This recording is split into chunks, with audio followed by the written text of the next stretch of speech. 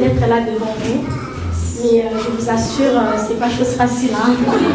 C'est tenir devant le peuple de Dieu pour qu'il a versé son sang, c'est pas chose facile. Mais j'ai béni Dieu, il m'a fait grâce, il m'a agréé aujourd'hui et à lui toute la gloire. Amen. Je remercie également le couple pastoral, le pasteur Arnaud et Normal Fanny. Merci beaucoup pour l'invitation.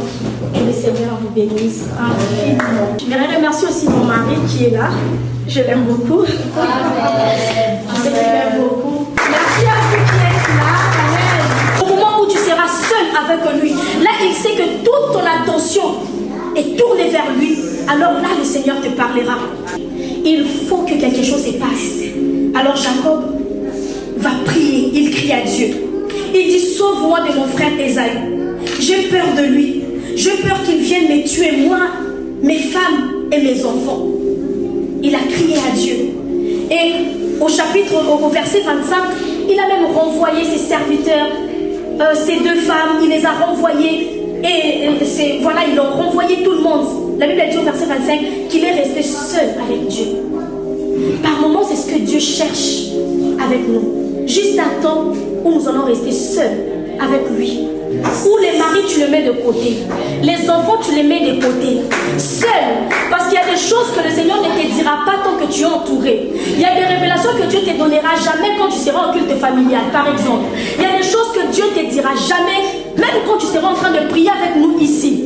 Il t'attendra au moment où tu seras seul. Amen. Quand cette situation te dégoûte, ça t'énerve. Parce que je vais vous dire une chose. Vous savez, il y a des choses, il y a des situations qui dérangent, mais qui ne te mettent pas encore en colère. Tu peux être affamé, ça te dérange, ça te gêne un peu, mais tu n'es pas encore insatisfait. Ça ne te met pas vraiment en colère. Tu le supportes encore. Mais il y a d'autres situations. Lorsqu'elle arrive, tu dis, ça je ne peux pas le supporter. Même pas un jour, même pas un jour. Allez demander aux femmes enceintes. Tu vois, maintenant que je suis en train de parler, le Seigneur est en train de te révéler la situation dans laquelle tu es. Dieu est en train de donner des précisions sur l'alarme qu'il a fait sonner. Il y a un an que tu avais peut-être temps. Il y a 2 ans que tu avais peut-être temps. Le Seigneur est en train de te voir t'élever. Il faut que tu sois dégoûté des prières improductives. Il faut dégoûter de ces temps-là qui n'est même pas un temps de qualité que tu offres à Dieu. Il faut que tu sois dégoûté. Tu fais de venir à l'église les dimanches. Être un chrétien normal, ordinaire. Tu crois un démon et le démon ne fuit même pas. Ça ne te dégoûte pas. Dieu a plus pour toi. Il a plus pour toi.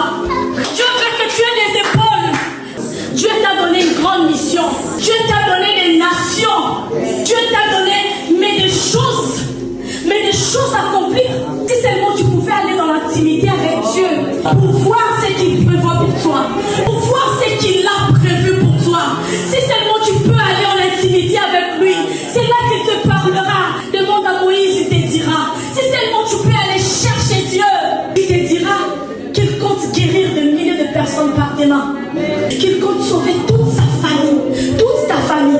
Si seulement tu peux aller chercher Dieu, arrêtez de me regarder chercher Dieu. Si tu peux chercher Dieu,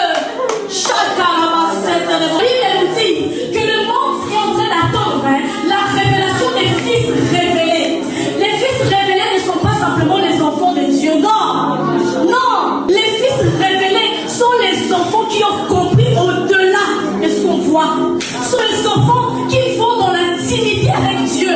Les enfants qui ne se contentent pas de ce que Dieu donne, mais maintenant qui veulent, Seigneur, qu'est-ce que je dois faire? Seigneur, qu'est-ce que je dois faire? Et Dieu te dira, je veux la délivrance de ta famille. Je veux la délivrance de ta famille, mais je veux le faire par toi. Et Jacob, sage qu'il était, il a renvoyé tout le monde. Il est resté seul avec Dieu.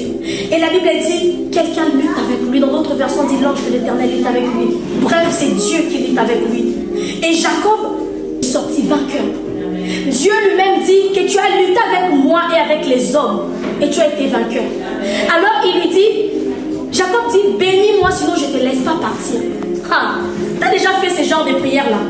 Ou vraiment, c'est comme si tu prenais Dieu par le pied, tu lui dis, je ne te laisse pas si tu ne le fais pas dans ma vie. Seigneur, je ne te laisse pas si tu ne me donnes pas. Moi, j'ai déjà fait cette prière-là. Le Seigneur est capable. Mais il attend que tu te fait mal, ça dérange, mais tu supportes. Tu restes encore à la maison. Tu ne vas pas à l'hôpital. Tu restes encore à la maison. Ça fait mal, tu veux t'élever. Ah! Mais pour autant, tu continues même le ménage. Ça, c'est ce qui dérange. Et c'est ce que nous faisons tous très souvent dans notre vie. Une situation, tu sens qu'elle n'est pas bonne. Mais tu supportes encore. C'est encore supportable. Mais lorsque la même femme, c'est vraiment les vraies douleurs d'accouchement qui arrivent, elle crie, elle dit amenez-moi à l'hôpital, je dois accoucher, je dois enfanter. Ami, parce qu'elle ne veut plus rester enceinte, elle ne veut plus voir son enfant sorte, elle veut que l'enfant sorte. Pour ça, elle est prête à tout. Elle va pousser, elle va transpirer, elle va crier. Ça, c'est une personne qui est insatisfaite. C'est une personne qui est insatisfaite. Et c'est ce que Jacob a fait. Comme a dit, je ne te laisse pas. Je ne te laisse pas. Je décide de mettre mon attention sur l'alarme que tu fais sonner dans le ciel. Je te demande pardon pour toutes les fois où je les ai éteints. Disposé, prêt à combattre.